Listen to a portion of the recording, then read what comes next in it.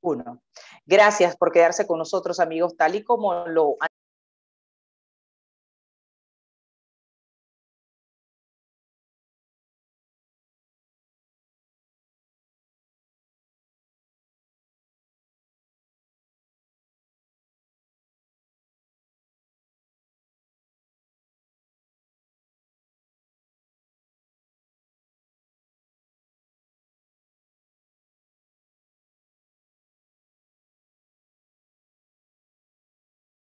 Uno.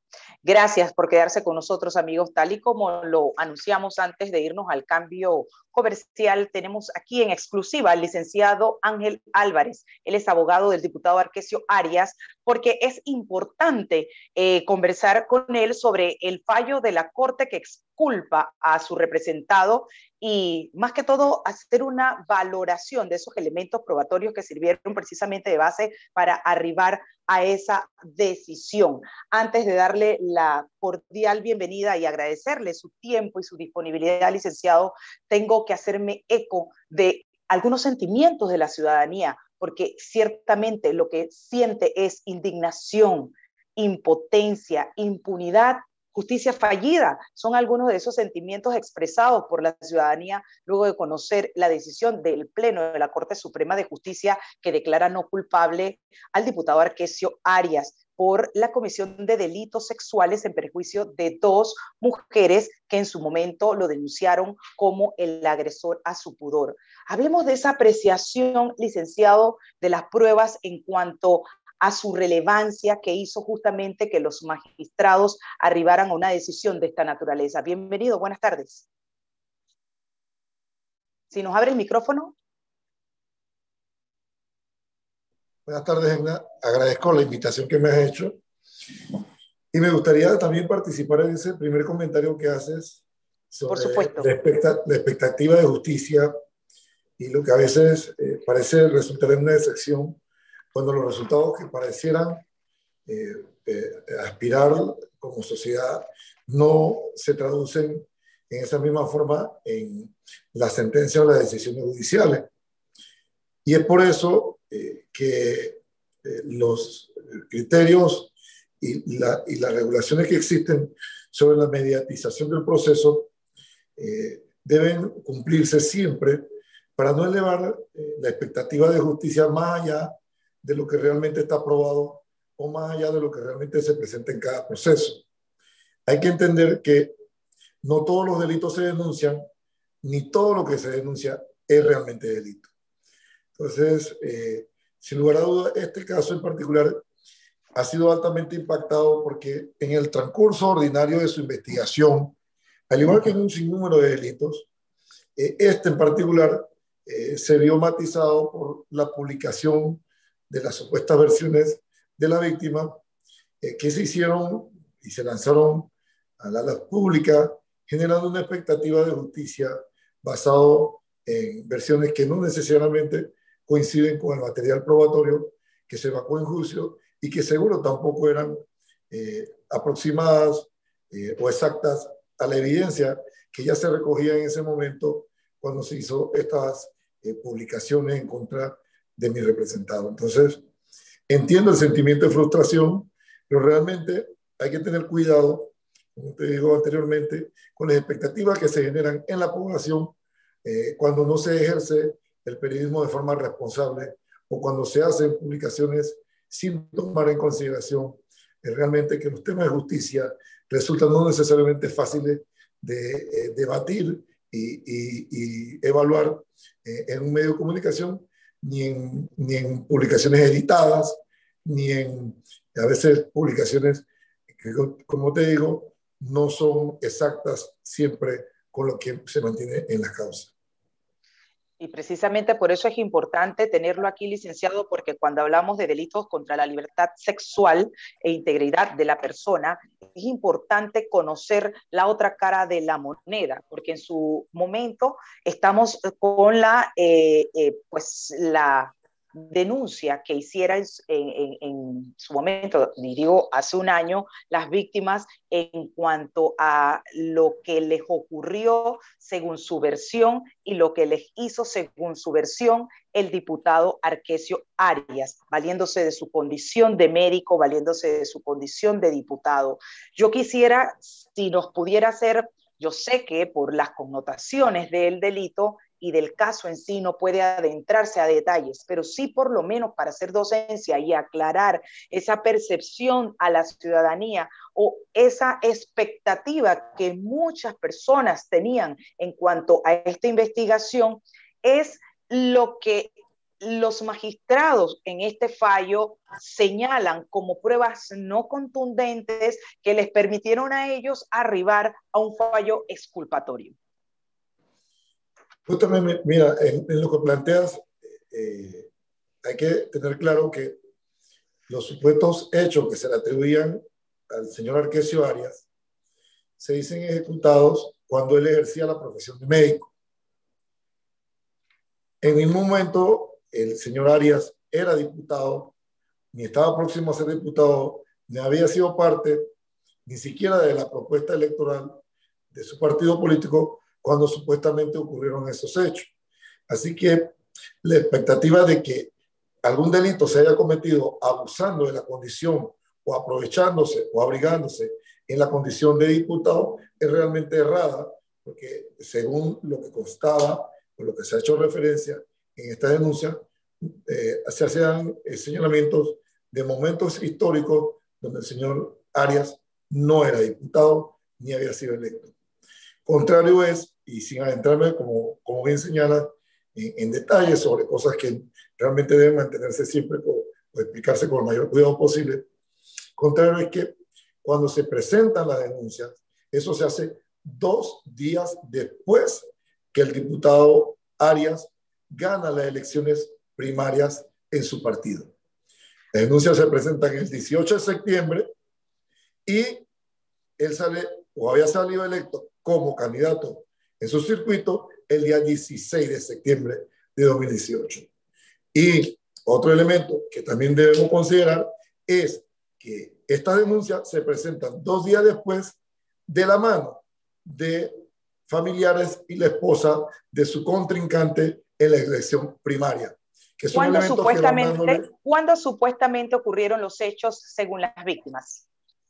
Bueno, justamente eso es uno de los puntos que quizás van a poderse reflejar en la sentencia, porque la sentencia propiamente no existe y es un tema que me llama la atención porque no habiendo sentencia, hay personas que dicen, incluso funcionarios públicos y hasta diputados, que dicen, no estoy de acuerdo con la sentencia, pero es que la sentencia no ha sido emitida.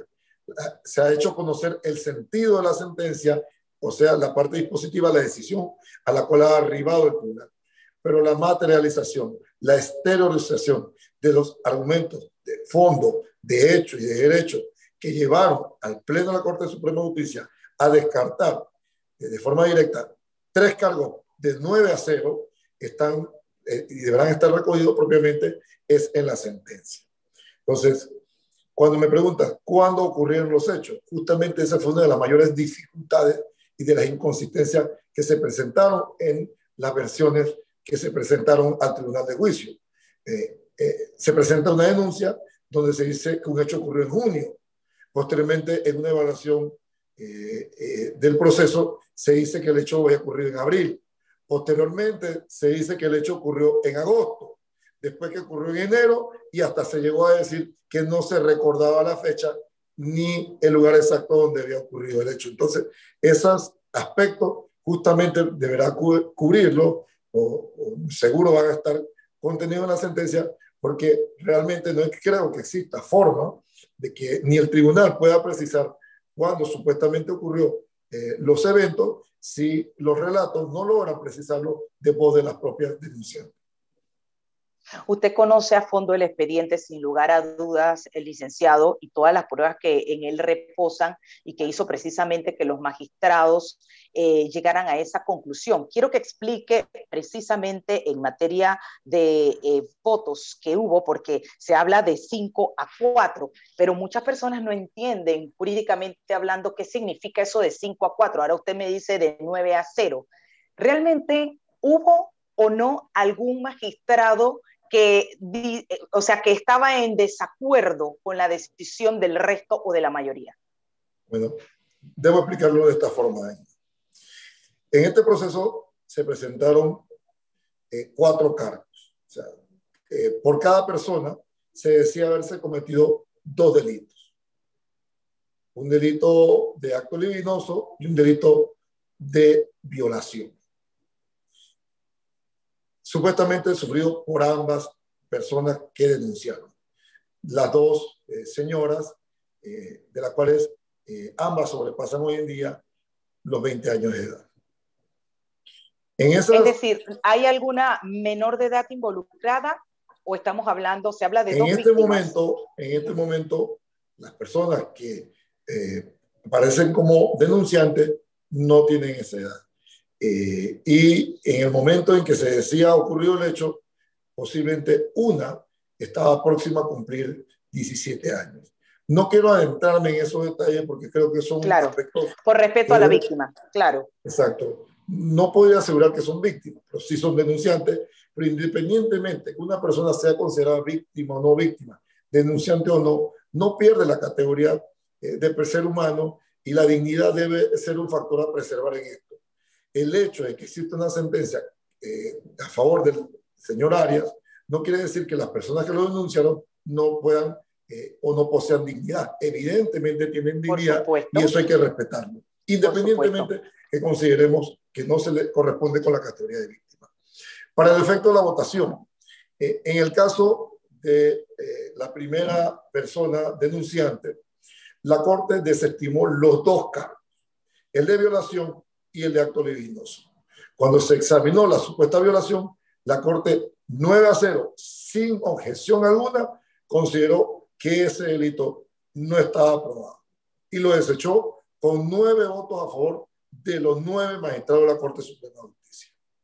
En cuanto a la misma persona, por supuestos actos libidinosos, la Corte volvió a desechar 9-0, es decir, con 9 votos de 9, la supuesta comisión de dicho delito y por lo tanto se descartó la posibilidad de violación o acto libidinoso sobre esa supuesta denunciante. En el caso de la segunda persona, el fiscal presentó 2 cargos. Presentó de forma conjunta, y era un tema que nosotros discutíamos, de que esos cargos son excluyentes entre sí, pero es un aspecto técnico que no vale la pena en estos momentos ahondar en ello. Pero lo cierto es que presentó cargo como si el señor Arias hubiese ejecutado violación y acto libidinoso sobre la misma persona. Cuando el tribunal examina el supuesto cargo por violación, desestima en esa persona cualquier posibilidad de violación con una votación de 9 votos a favor, correspondiendo a los 9 magistrados del Pleno de la Corte Suprema de Justicia. Cuando se examina la posibilidad de un posible acto libidinoso y se somete a votación, la discusión se centra en una decisión del Pleno donde aparentemente 5 magistrados lograron votar a favor de la posibilidad de condena por esos supuestos actos libidinosos. Actos libidinosos que se desean en contra de la misma persona de la cual la Corte ya había desechado la posible violación. Esa persona supuestamente había sido objeto de violación y de acto libidinoso y la Corte desechó con 9 votos la supuesta violación. Cuando surge la discusión por el supuesto acto libidinoso, la votación no logra consensuar los votos suficientes para romper el estándar de duda razonable. Y ahí me gustaría explicar algo. He escuchado de forma reiterada que se ha dicho que la regla de 2/3 partes, es decir, que 2 de 3, es el estándar para los juicios especiales de diputados, magistrados y presidentes y otros procesos especiales. Y eso no es cierto. el sistema penal acusatorio ha sido construido sobre la base de que para lograr condena usted necesita 2 votos de 3, es decir, 2 partes de 3. En un juicio ordinario común de la justicia que se ejerce en el resto de tribunales en el país, para lograr condena se necesitan 2 votos de 3 magistrados. No vale que un voto sea a favor, que un voto sea en contra y que haya un indeciso. Eso no sería suficiente, aunque el indeciso esté más inclinado hacia uno u otro lado. Tienen que ser 2 de 3. Cuando se construye el sistema de juzgamiento en los tribunales con mayor número de jueces del que el sistema ha previsto, que es de 3, que no es accidental. ¿No crees que cuando se hizo la ley se pusieron 3 jueces porque a alguien se le ocurrió? No, ya preveía que para romper el estándar de duda razonable se necesita que por lo menos 2 partes de 3 estén convencidas de culpabilidad. Y traspolando esa regla o llevando esa regla a los juicios de la Corte o de la Asamblea, para poder condenar necesitas esa misma proporción de 2 partes de 3. Es decir, que si eran 9 magistrados, se necesitaba que por lo menos 2 partes de esos 9, es decir, 6, fueran inclinados a favor de condena, y eso no se logró. Por lo tanto, el estándar, el requerimiento de romper esa duda razonable no se logró, no se alcanzó, y por lo tanto el tribunal, luego de reiteradas votaciones, tratando de verificar que no se rompía el estándar, que no se lograba alcanzar los votos exigidos para poder emitir una condena, el tribunal se inclina hacia no culpable, no pudiendo emitir condena en contra del doctor Arias. Entonces, ahora, eso fue lo que ocurrió. Sí, ahora... Hubieron 4 votaciones, 4 votaciones, sí, de las cuales nuestro defendido logró 9 votos de forma unánime en 3 cargos. Ahora, licenciado, en delitos contra la libertad e integridad sexual, el señalamiento de quien se siente víctima y quien se siente agraviada por su agresor es importante, su señalamiento, su declaración. Es de mucho valor, acompañada obviamente de otras pruebas como la de medicatura forense y pruebas testimoniales, periciales e indicios.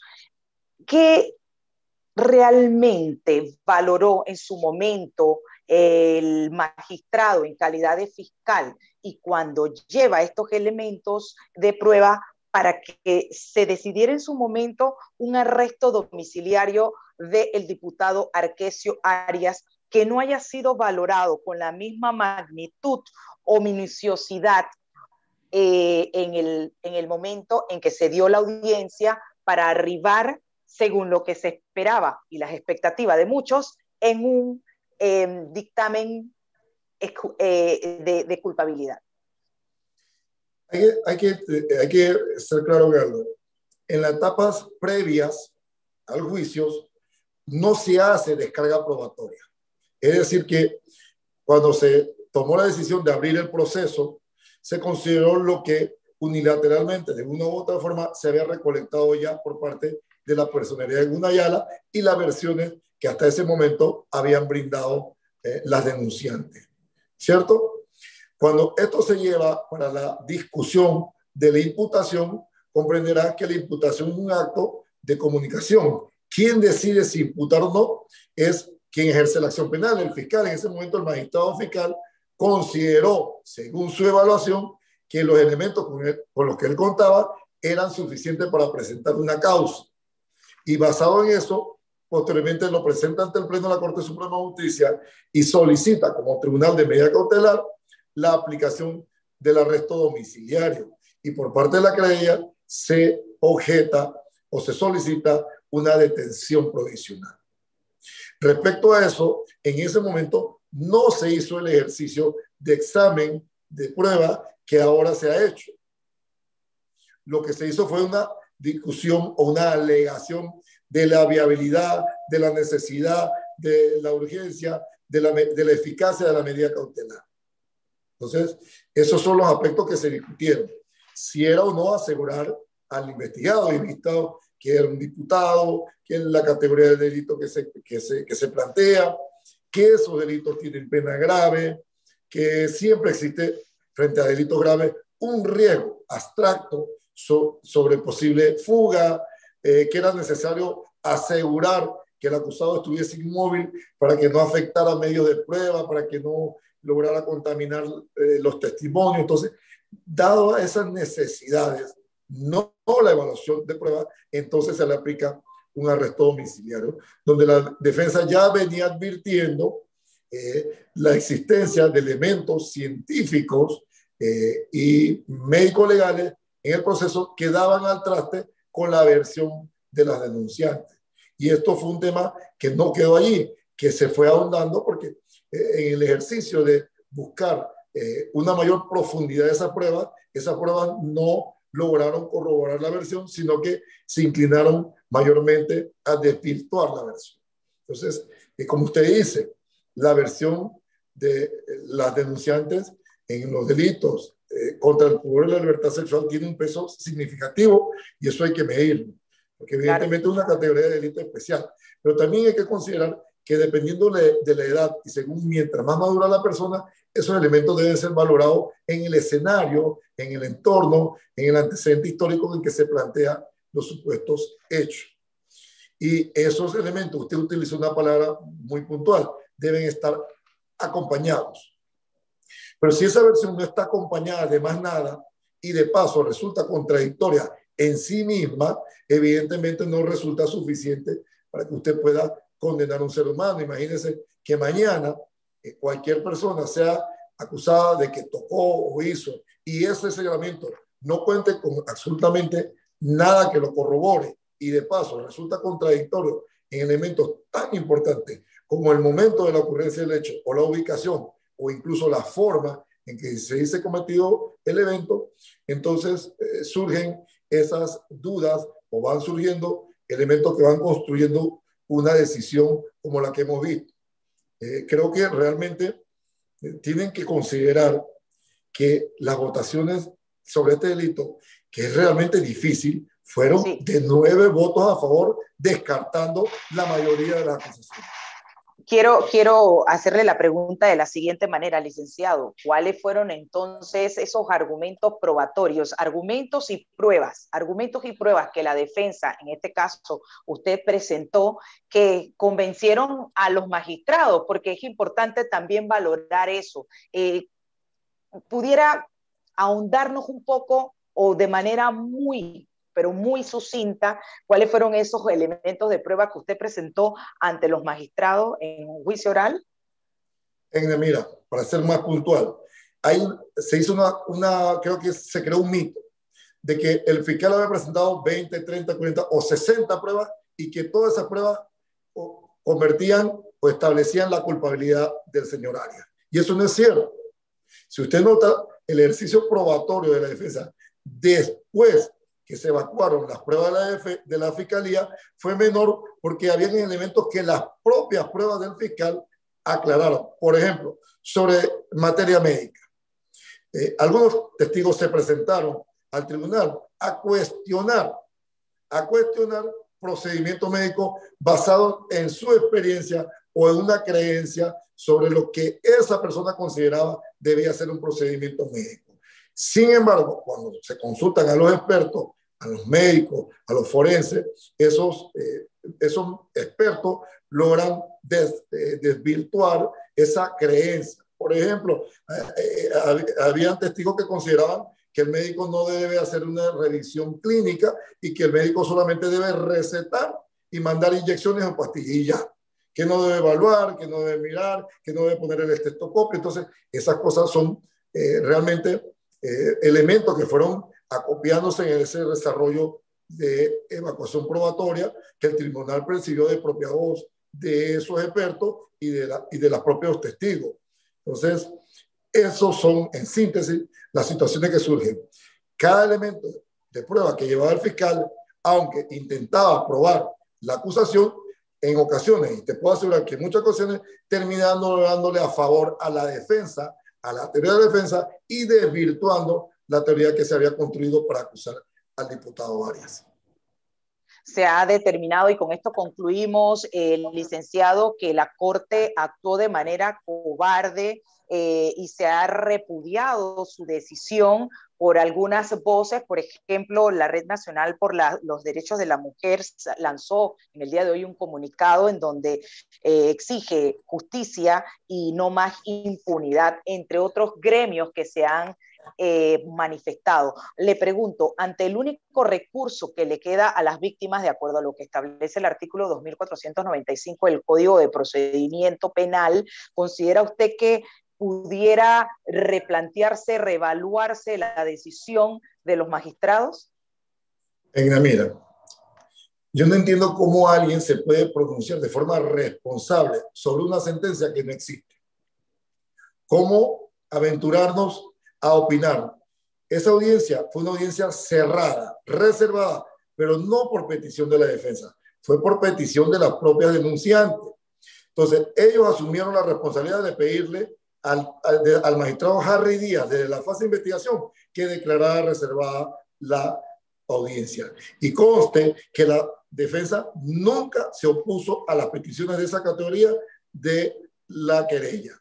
Entonces, ahora, quienes no estuvieron en el juicio, quienes no conocen la prueba, quienes no conocen realmente la votación, quienes nunca han leído ni siquiera las evaluaciones médicas, se atreven a repudiar.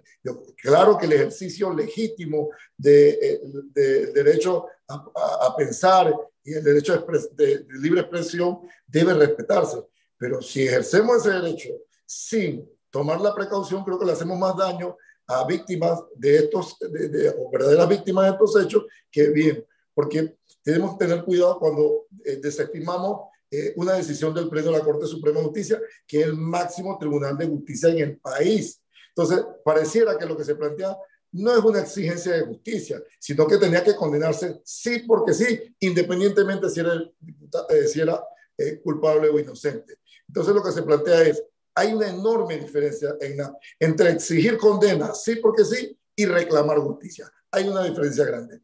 Seguramente, si los magistrados hubiesen fallado en condena, hoy en día quizás le hacen hasta un estandarte o quien sabe cualquier cosa y los premian y les ponen medalla. Pero como la decisión de la Corte, basada en derecho y evaluación probatoria, no va en el camino o en el sentido de lo que reclaman quienes opinan sin conocer el expediente, evidentemente ahora salen a decir que son corruptos, que son ineficientes. Entonces no comprendo realmente esto.